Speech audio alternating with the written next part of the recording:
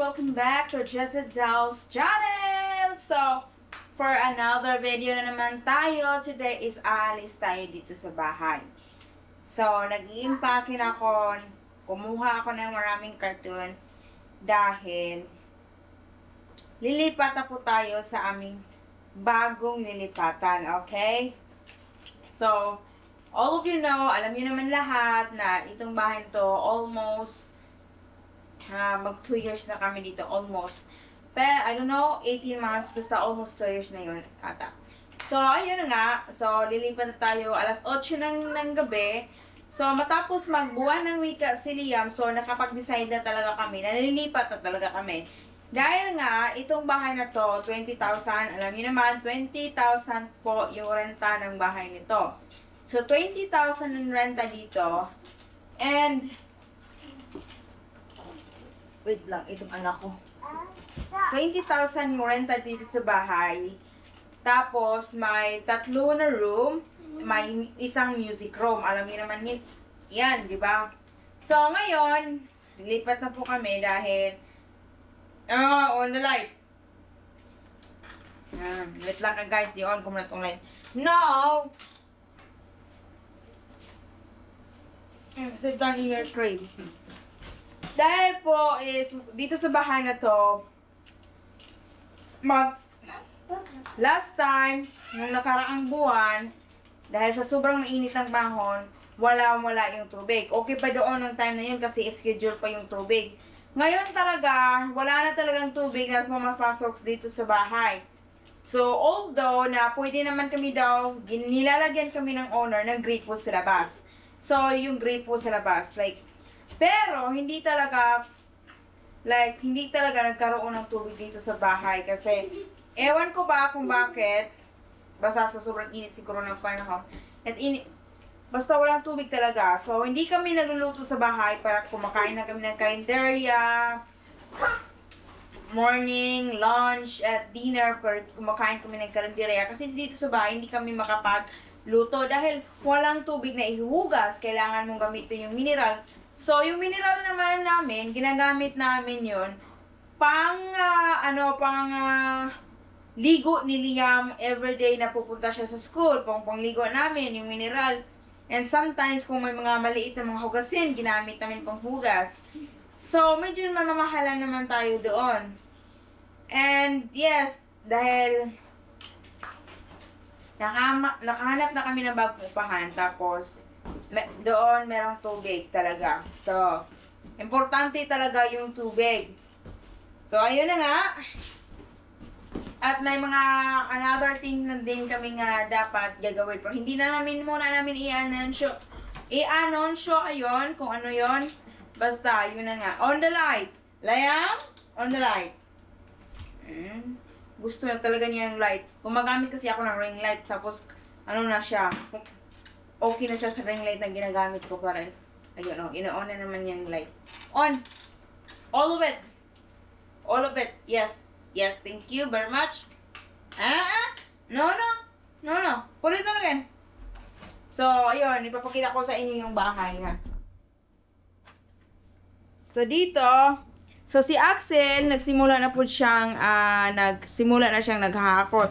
Ako yung nag-impake, yung maraming carton, ang meron pang teddy bear. And, ayun. So, yun ang mga carton. And, dito naman sa labas, ito yung, aking ginagawa, nilaline ko yan. Ito, isang box. Kasi sa bahay na yun, kailangan ko na yung mga box, mga bagay na hindi gaano gamitin at hindi na namin bubuksan. Ayun, sineseparate ko. So, hindi ko muna sila i-close dahil kapag i-close ko yan,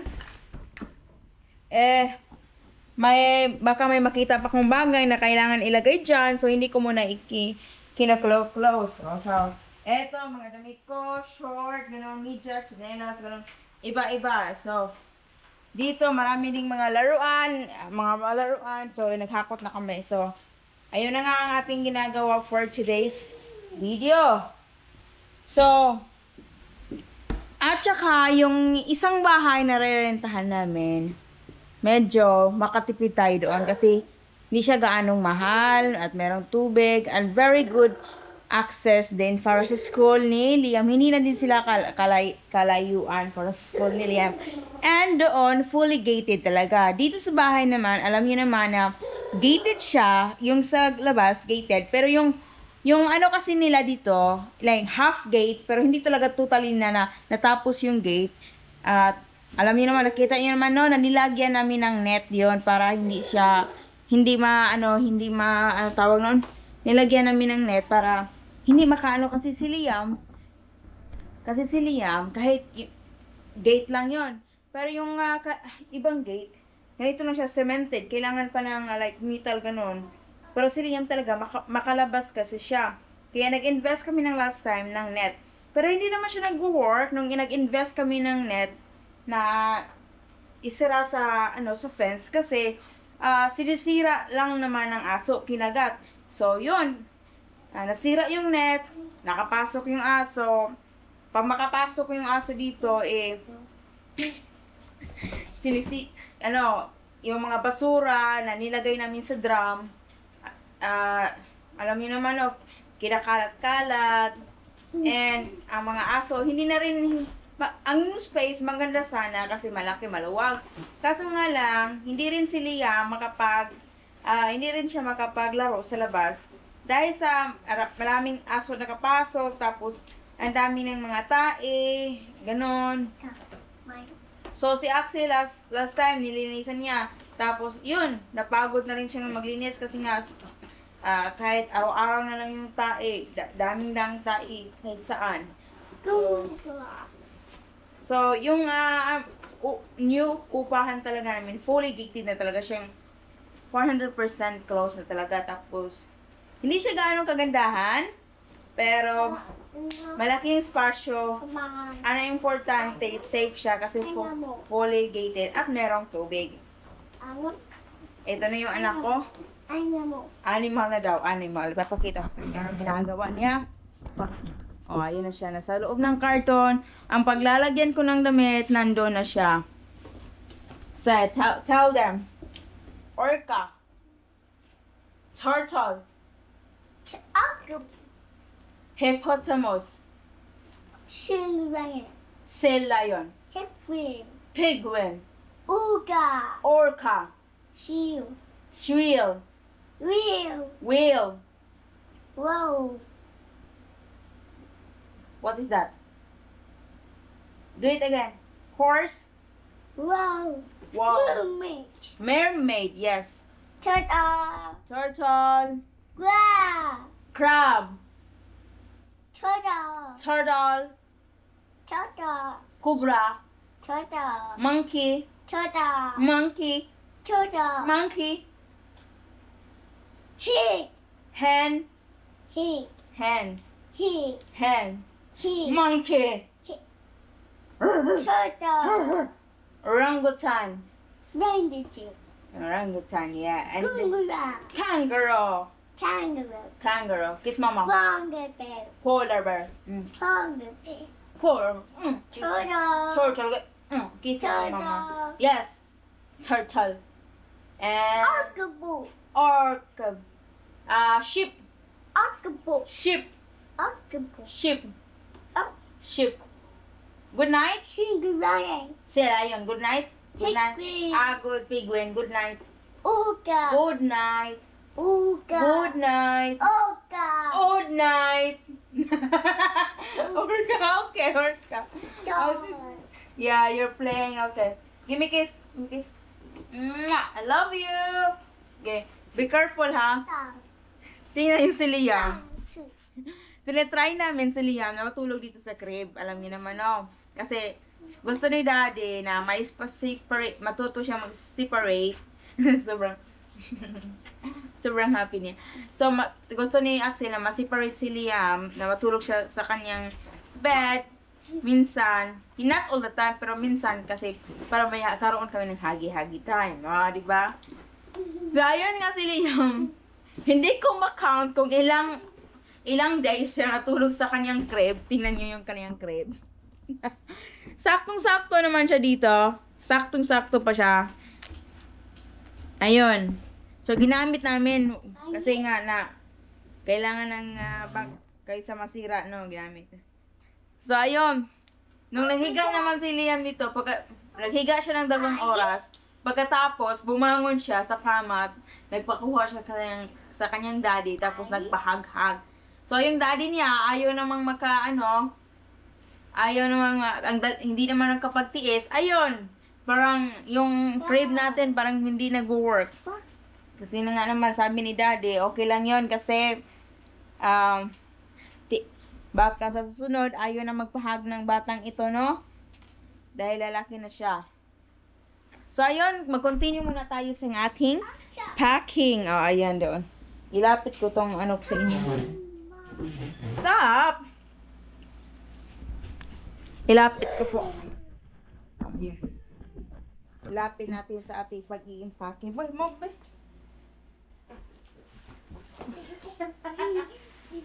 Gaya, ito na. Oh, you put this in the box. Yeah, you send that to Mama packing. Continue packing. So, sa isang room, natapos na po tayo. Natapos na. Tingnan nyo. Nahulog. Nakakatuwa tong batang ito. Sa isang room, ayun na po, tapos na po tayo. So, ito na po yung last. Tapos, sa pangatlong room, ang accent doon, so siya yung mag-a-arrange. Tawang-tawa. Come on! Tawang-tawa si Bugoy. Ang daming mga damit si Liam dito sa bahay, hindi pa gaano nagagamit. Dahil, paano kasi gagamitin sa sobrang init dito sa Pilipinas? Tingnan nyo. Nagbili kami sa Norway. Bumili kami ng kanyang pang-coat coat. Buwan ng week na ba? Hindi ko pinasuot sa kanya kasi sa sobrang init talaga. Kung hindi naman, kung naiinitan yung anak nyo, magandang ina, pero hindi sila komportable. Di bali na lang. Oh, marami siyang mga damit. Pero yung mga nakikita nyo talaga, yung hindi na mainit ng mga damit kasi baba naman, pasuotin ng mga damit kasi sobrang init. Oh, dami niya mga long sleeve. Minsan lang sinusuot.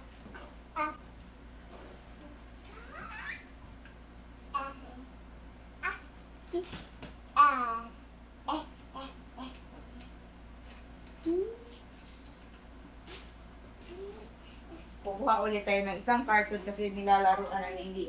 Yung carton. Carton. Carton. Carton. Slowly, ah? Carton. Carton. Good night? No? Oh. Ayaw niya sumagot ng good night kasi ayaw pa niya matulog. Kapag sumagot siya ng good night, yun, matulog na yan. Put it down. Yeah.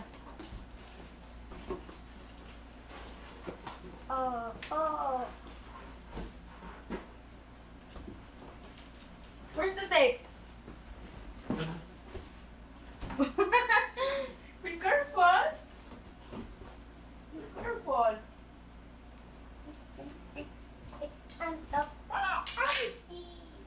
Yeah.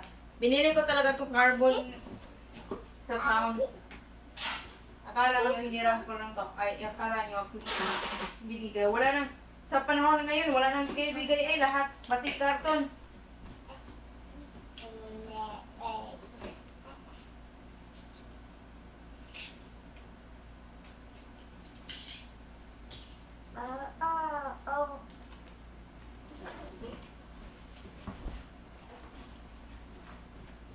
Yan. Itong coat ko, binili ko lang sa ukay-ukay. Saan ko naman ito gagamitin? Pag pupunta kami ng Norway, baka this time, pupunta ulit kami, bibisita sa kanyang mother. Kasi matanda na yung mother. Tapos, alam niyo naman yung health issue nga, no?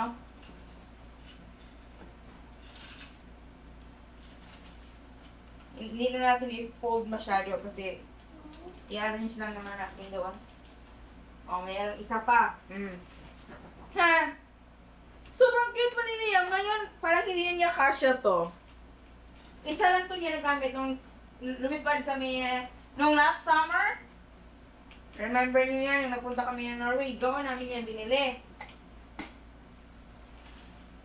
Sinuot namin yan pinasuot namin yan sa plane niya.